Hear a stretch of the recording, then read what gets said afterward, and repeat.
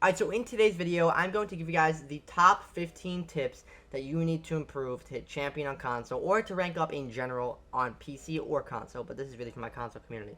But that being said, I was actually able to take these tips from you guys. I had you guys comment on my community wall and in my Discord. Be sure to join down below. You know, stuff that you guys needed help with. So today we're going to go over all that. I'm going to show you and hopefully help you guys a lot more so that you guys can succeed and do much better. But if you guys do enjoy this video, be sure to leave a like, be sure to comment, and be sure to subscribe. Let's get into this. Alright, so now this first tip is going to be from Jay Sama. He said when to pre-fire. And by the way, I want you guys to comment down below stuff that you struggle with for future tip videos that I can then put in a video and help you guys with. But he said when to pre-fire. So I want to show you guys something to really help you understand when to pre-fire and when it's necessary and ways that you can go about it. So I'm going to show you this clip that I got the other day. I was playing with my friends on PC, controller PC. I'm playing Cade, okay? I want you to watch the sequence of events. I'm going to explain to you why I pre-fired, right? Here I am. Let me lower the volume so it's not super loud. Laying down, I'm holding piano. I get this kill. Now what should I do? Do you see how I pre-fire this door onto the zero? If I didn't do this, I would have been killed. Now, you're going to notice this. Before I even see him, that's my first shot. I can't see him, but I shot here. And why did I shoot here? Okay, let me explain this. This is when you're going to pre-fire. So, one, you're going to pre-fire when you're moving positions, okay? See how I'm moving from piano and changing where I am? I'm doing this because the Zofia I just killed might give a call out and say, hey, he's on piano. So that's why I'm moving. Now, when I'm moving, I'm pre-firing because what people do in, you know, higher elo or just in general is they'll group up. So if someone dies, they can then swing and get the refrag. And if you kind of start to realize that, that's when you're going to pre-fire. You're going to pre-fire, like, see, I knew somebody who could be there as I'm falling back. Make sure I pre-fire so that way if he does try and swing me, he gets killed, he gets shot, or it stops him completely. The times that you're going to pre-fire is going to be based off of audio cues. It's going to be based off of changing position. And it's going to be based off of people around you or callouts. Now, obviously, you don't want to pre-fire changing positions every single time. The way you can gauge this is going to be, obviously, if you're already shooting, then it's fine. If it's quiet, though, and you're changing positions, and you don't want to give away your position, then don't pre-fire. But you're going to pre-fire common spots as well. For example, it was very common for him to swing that doorway, or for someone to be holding that angle. So I did that. You could pre-fire, you know, common head glitches. You can pre-fire common vaulting spots.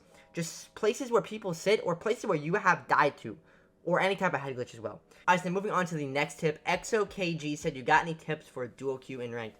And keep this short and simple. Yes, this is what you're going to do. I duo queue a lot. If I'm not solo queuing, I prefer to duo queue, but I still solo queue. What you have to do is you have to play off of your teammate and take operators based off of with your teammate. So it makes it so much easier to play this game if you are duo queuing versus solo queuing. Because if I'm duo queuing, I could be like, hey, you go Ace, I'll go Maverick. I'll get the Cade off the wall. I'll get the, you know, Bandit or Mute off the wall with my grenades after I make it, and you can open it up. Or for example, you know, I'll take Ace, you take Ash. You can clear utility, I'll open wall. Even just having an extra person is going to help you a lot. So just stuff that you can do is take operators that are actually going to help each other, or, you know, play off of each other with those operators on attack. Now, if you're defending, I feel like you just got to take operators, and you can really pick whoever operators you need, you know, just like kind of fill in for the team. But play off of each other if you do end up playing similar operators, like similar flex, you know, support roles. Alright, so now for the next tip, Lion Chris commented, hey, Royal, I practice my aim a lot for like an hour a day, and people who barely play this game slam me with their aim. I have great crosshair placement and movement, but once I shoot, I whiff a lot. Any tips? If I'm thinking about this, if you're telling me that you practice, and you have good aim, like, you know, have good movement, and good crosshair placement, and it's your aim, what that issue is, it sounds like it's a sensitivity issue. What you need to do is you need to change your sensitivity or lower it, or keep practicing. If you like sensitivity and you like the movement of it, just keep practicing. It's just gonna take some time, maybe like 3, 4, 5 days if you're just kind of getting used to it, if it's like really bad. Or try lowering your sense by 5 to 10 and come to the shooting range like this and just practice your aim and practice the sensitivity. Then this is not me telling all of you if your aim is a little bit off, lower your sensitivity. No, that's not what I mean. But if you're practicing for an hour and you're still struggling, lower probably your ADS and your horizontal. It's probably mainly your ADS, because horizontal is really not going to affect you. If you're having good movement and like this, then you're fine. But if it's your aim, that means it's your ADS. So I would try lowering your ADS by 5. Try to stick in that 5 to 10, but try 5 first, and come to the shooting range like this and just practice it. Practice your aim, practice on this one, and just keep doing it. until you get used to it. It's going to take time. You're not going to be the greatest on it right away. But if it's your aim, it's probably your ADS. Alright, so for the next tip, Dennis pretty much commented that he's struggling with entering in as attacker. He said a lot here, but essentially he's just talking about how he will, walk into a site or walk in and try and take control of something, and he just doesn't understand, what the problem is. People are shooting him out of nowhere. I feel like with this, you have to do stuff that's less predictable, or you have to drone it out more. But let me explain to you, right? So now let's say they were upstairs, right? So you can do two attacks to this, right? You can either take library control and go in through library, drone out library, come in, and then have someone come onto the balcony over here and get a pinch going.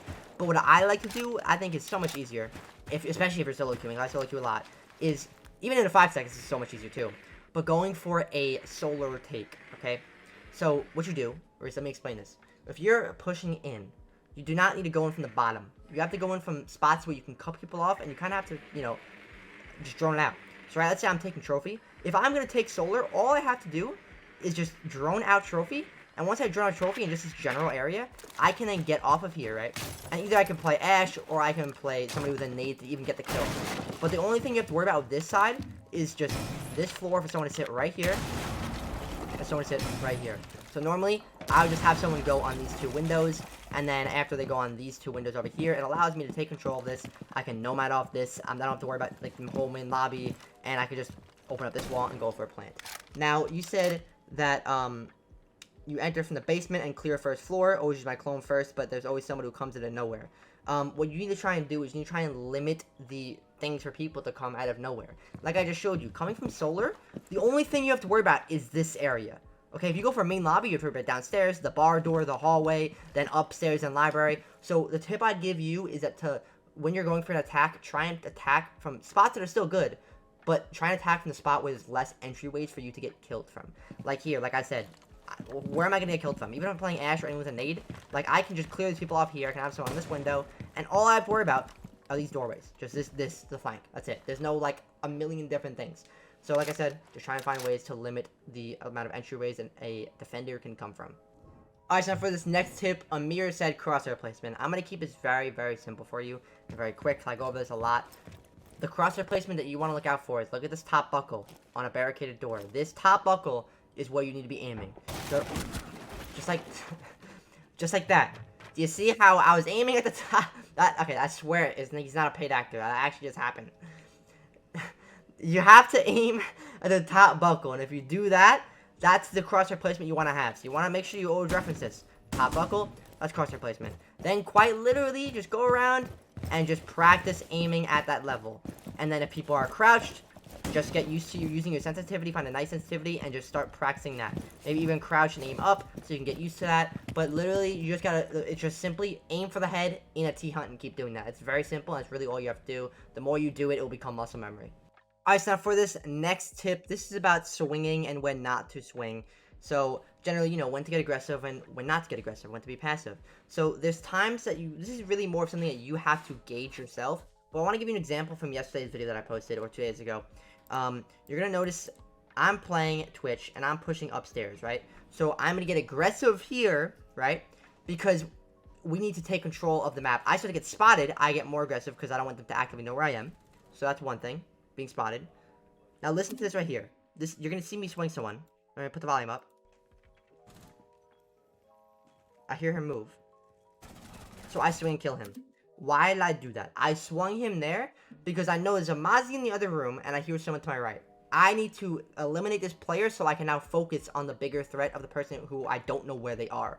So you're gonna swing off of information, right? I got information just to my right. This is a solid kill I can get. I need to pre-fire. I need to swing this now. Because there's somebody else where I have no idea where they are. I need to figure that out. But let me eliminate the person who I know. So that's why I swung that. You're going to swing off of contact, right? Nice force crack. Like, if somebody says, hey, there's somebody, behind the bar. And we need to, we have to kill him before, the timer's out, right? So, time management, that would be another time to swing. And you're more going to swing if you need to get map control, right? If I am pushing and I'm attacking, and I need to get control of a site to allow my teammates to come in and plant, I might swing. Let me just give you a better example of it. Alright, now to make it more understandable for when to swing as well, this would be a great time to swing, right? Let's say I'm playing on, right here, right? I'm defending this. I hear someone coming, right? Pause. And they're about to swing me. If I stand here like this and don't swing them, they're going to pre-fire me and they're going to see me before I see them. So usually I like to swing right before someone's going to swing me. Because think about it, right? If you're an attacker, you know someone's on this face, right? Let's say the Crush's corner. You know the Crush's corner. You're going to be preparing to shoot or to kill the person here. So if they're preparing to kill me in this corner, if I swing, right, they're not going to be prepared for me to be right here. They're going to be prepared for me to be right here. So it's going to throw them off. So you, as somebody who is, you know, swinging someone, you want to swing before they swing you. Or you want to swing, like, right before they do it to you, like I just said. It's very simple. Like, the way you do that, too, though, is based off of sound cues. You need to listen. If you hear them, like, super close, that's when you swing. Because if you don't, you're going to get pre-fired. I promise you, you're going to get pre-fired, especially at higher level. So you have to learn when to swing. Now, obviously, I'm not saying if someone's at the end of the hallway, swing them like a maniac. That's not what you need to do. You could if you want to get super aggressive and play like a freak. Go ahead, go for it. But, you know, that's being too aggressive, and you might win the gunfight, you might not, depending on the other gun.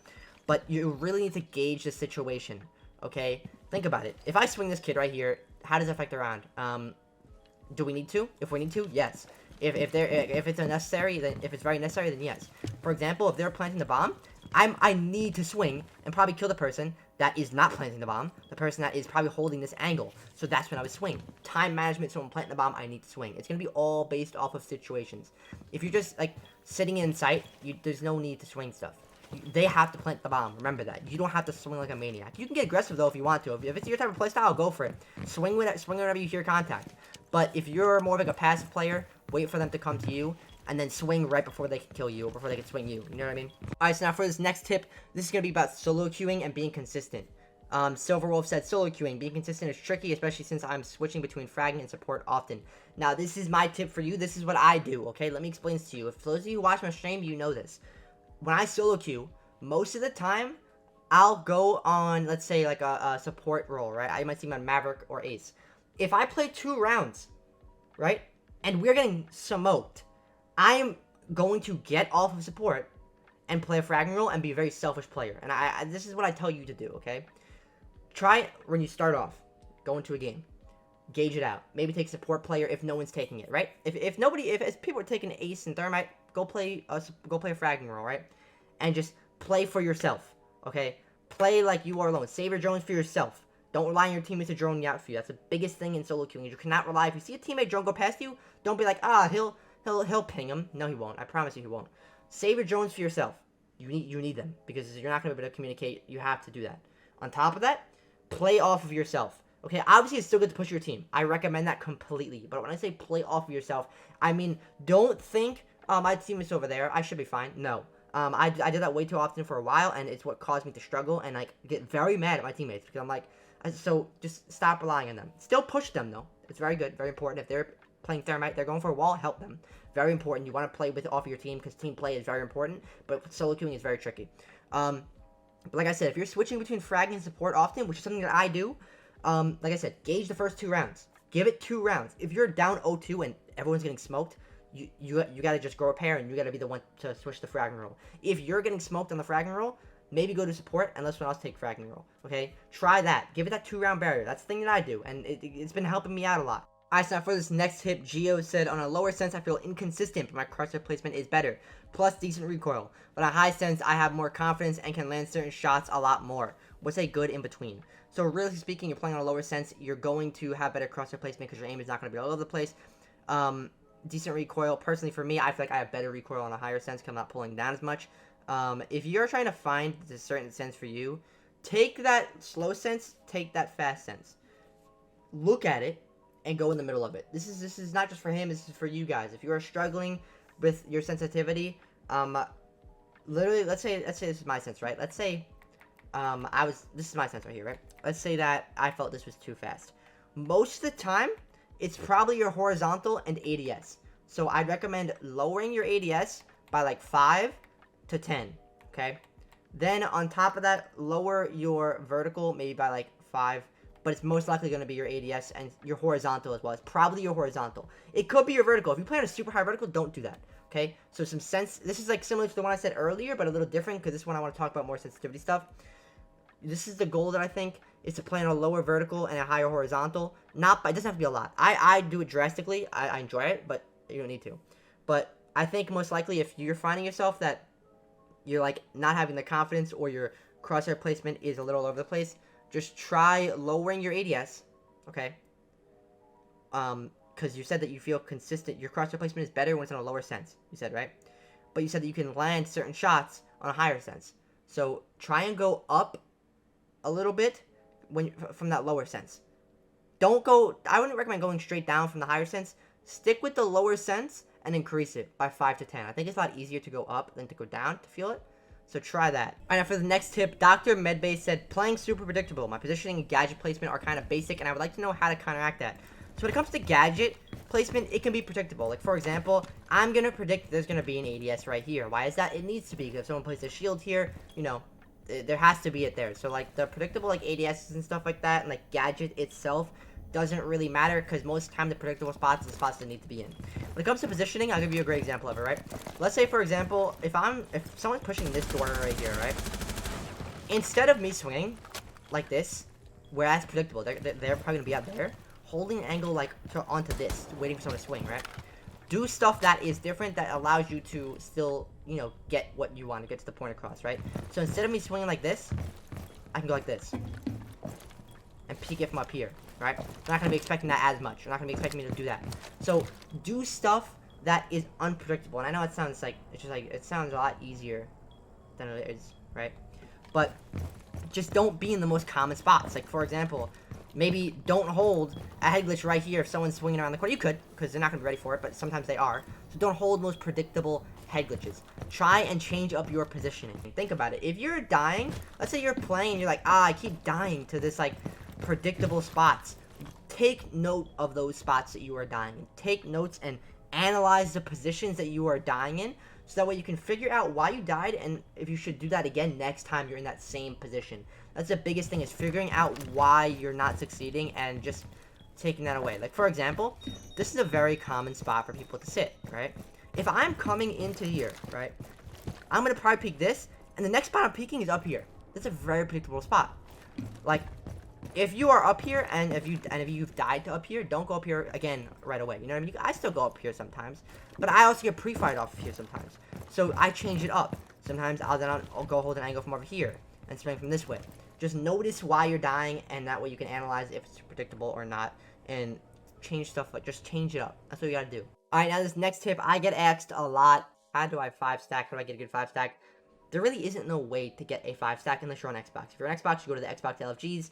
Bada bing, bada boom, find a stack. Even if it's not the best, it's a 5-stack you're communicating. I would recommend trying to even get into a duo queue, trio queue, if you can't get a 5-stack. But just ask your friends to play the game. It's simple as that. I'm sure you guys have friends. If you don't, go on the Xbox LFG. Do it that way. Maybe solo queue, go into game chat, attempt to find people. But even if you can't find a 5-stack, duo queuing and trio queuing is so much better than solo queuing, I promise you. Being able to tell what operators you want to bring, being able to push with at least another person next to you so that they can get your refrag if they have to, it will help you a lot. So, to get a 5-stack, I guess, you know, meet people on Instagram, Twitter, Xbox, the Xbox Club, ask people around the community to play with you, and if you can't, try and get into, like, a duo queue or a trio queue with your friends. I promise you it will help you a lot, but there's no really, you know, defined way to get a 5-stack right now. Alright, now for the next tip, I want to talk about movement. Now, Psycho asked, you know, I need help with this movement. Now, what is movement? Let me just first tell you. So, movement is generally going to be crosshair placement and being able to control your sensitivity.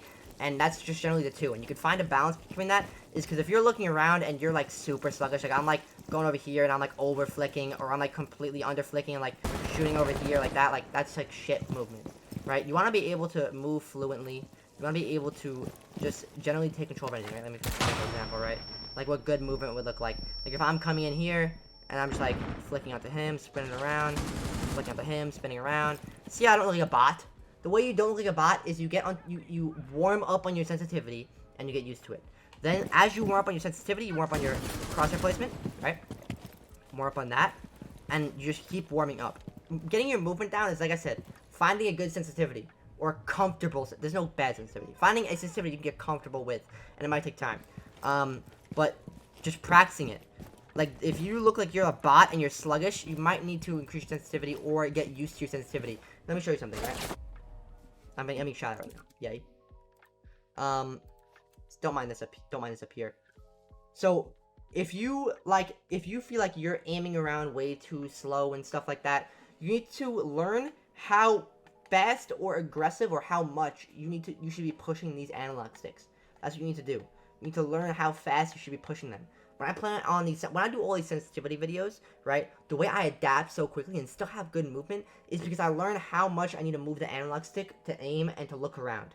The way I do that is I practice in a T-hunt, or most time I just learn as I'm playing. I've learned just from over the playing time. But for you, I want you to figure out how much you should be moving this analog stick or this analog stick to feel comfortable, to be able to look quickly, to be able to look fast, or be able to look snappy. Just practice that. Try maybe moving your analog stick a little bit more aggressive if you feel like you're just like way too sluggish and too slow. And if you feel like you're way too fast, try pushing it slower, lighter pushes on your analog stick. That's how when I play on these 5,000 sensitivity videos, if you could see my hand cam, I'm barely moving it, like barely. And I learned that, notice that. Notice how much you're moving the analog stick. Stuff like that's going to help you moving a lot. And it will just make your, like, just aim and everything and fluid movement just a lot better by, like, noticing that and figuring that out. Alright, so now Cubshaw said, how to win close range gunfights. These are so much easier to win than long range gunfights. Like, it's like not even close. But you have to do a couple things when you're doing this, okay? One, you don't really need to focus on the head. I mean, you could, depending on how close it is. But you just have to focus on the body, and really, it depends on your crosshair placement and if you swing stuff. Swinging will win you close range gunfights, right? And pre-firing. Pre-firing and swinging at the right time will help you a lot. So, if I'm swinging this guy right here, I might pre-fire him, right? He's closer to me. I don't need to focus on the head, because I'm going to be close up. So, body shots are going to be more likely to happen, especially if it's very quick. But, you have to make the aggression. If someone's close to me, right, I know they're here. I need to swing before they swing me, right? But don't swing super close, because like I said, if I swing super close, they're going to see me before I see them. Like, see how I can't see his terrace right now? If I back up, or I can't see him right here. Alright, let me show you this. I can't see this terrace right here. Let's say I'm like right here. If I back up, I would have been able to see him. So when you're swinging someone close, try and swing wide and pre-fire. So instead of me swinging like this, don't flash me. Instead of me swinging like this, I might swing like this, right?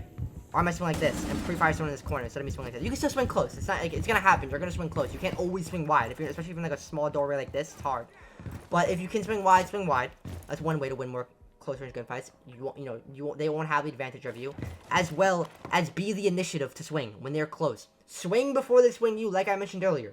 That will help you. Because if you sit here and wait for them to swing you, they're going to pre-fire you. So you be the one to take initiative, right? If they're going to swing you, they're going to expect you to be here. So if you swing out, they're not going to be ready for you. They're going to have to readjust their aim. They're going to be all over the place. And like I said, don't always aim for the head. Like, it's good. Don't get me wrong. Aim for the head is very good. You can close the gunfights. But it's just not as likely. You know what I mean? If you're close range, it's just not as likely. So don't be too nervous. And just focus on pre-firing and swinging. Alright, now for this next tip, this is going to be about positioning. This is not going to be similar to the one where it's predictable positioning. This should be, in general, how to position yourself better.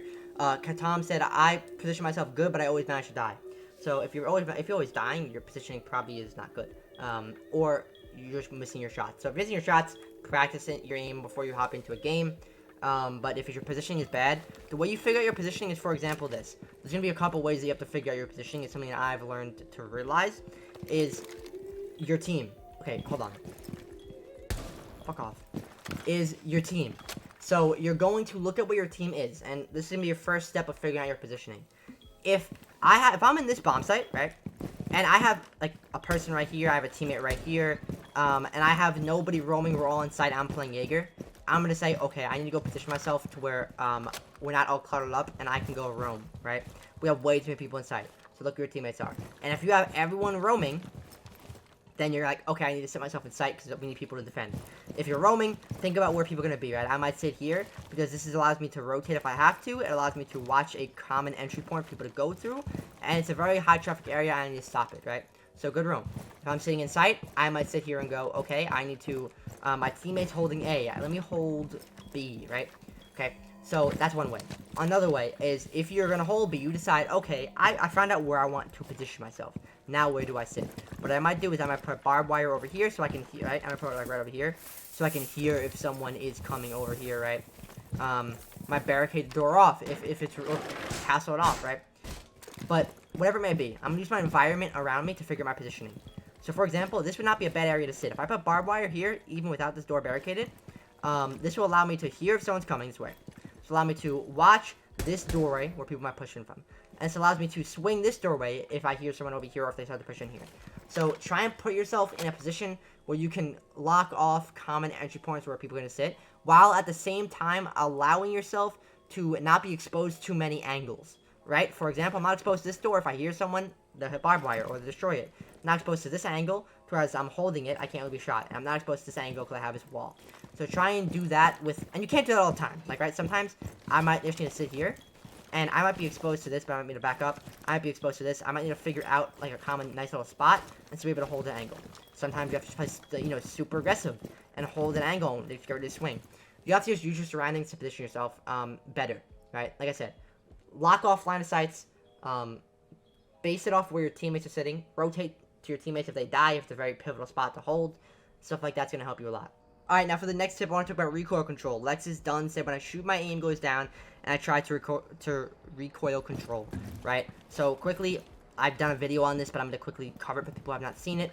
Best way to do, you know, control your recoil is practice it in the shooting range. Practice strafing, practice your straight recoil control. For example, practice your pre-firing, and use this dummy to just walk past and keep walking and shooting and trying to control the recoil. You have an ammo box right here, so keep refilling, and then keep walking, like strafing, and shooting. That will allow you to learn the recoil control. I'm not really saying you need to change your sensitivity. Maybe lower your ADS a little bit if it's too, like, all over the place, right? Like, you can't control the recoil. Maybe lower the ADS by 5. But, for example, all you have to really do to learn recoil control is use this stuff in the shooting range, right? Look at what you're doing. Learn the patterns, right? You see how, like, quickly it kind of goes to the left? Then I'm able to realize, okay, I gotta move more to the right. Learn the patterns. So now when I'm shooting, I can then learn, okay, let me make it more of like a to the right type of recoil control. My aim's not perfect right now. I just got done. But as you continue to do that, you're gonna get better recoil control. So sit here and literally just keep strafing left and right. Learn this recoil control. Sit by the ammo crate. Shoot this. Back it up. You don't need to have the best recoil control at 30 meters. Like, even I don't. It's not gonna be the best at 30 meters. Realistically, just have it at 10, maybe 20, even maybe 5 for close range gunfights. Just practice it. It's really just practice. And do those, you know, little exercises I gave you. If you want a more in-depth video, I posted a video about 2 weeks ago, how to get better recoil control. It goes way more in-depth if you want to check it out. Alright, now for this next tip, Nathan said, how to solo queue and communicate with your teammates when your teammates do not want to listen to communicate with you in return. Okay, if you quite literally are not getting any communication from your team, right? Let's say you're in like a terrible game and your teammates don't want to communicate with you or anything.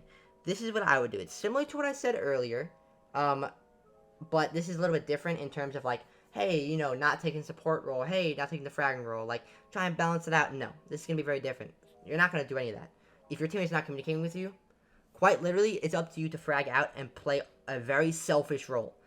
And I mean, take operators that you are best with it. You're going to frag out with it. You're going to do your thing. Because sometimes there's no hope. And I know, like, I always tell people, play after teammates, do this. You could still do that if they're not listening to you. But most time, if they want to communicate with you, you have to just be selfish and just act like you're Bolo. But that's what you need to do. Take operators with grenades. Take operators with good guns. Take, you know, use your drones. Maybe Twitch. Twitch has 3 drones, and she has a very good gun. She doesn't have nades, but she has 3 drones, so that's good. Take someone like Finka, Ace, Yana. Yana can send a clone by herself. She has nades. She has a Gon 6. She has a good gun. So take fragging operators and just pray to the gods you frag out. Drone it out. Play, you know, play crazy aggressive. Throw them off guard. Do stuff to, like, you know, throw them off guard. That's just essentially what you have to do. Kind of sucks, but that's just the way it is. But hopefully you guys did enjoy this video. My name is Royal Penguin. I will see y'all. Be sure to leave a like, be sure to comment, and be sure to subscribe. We're on the grind to 40K. Also, be sure to let me know down below what you struggle with. I'll be sure to get to it in the next video. But I'll see y'all. Peace.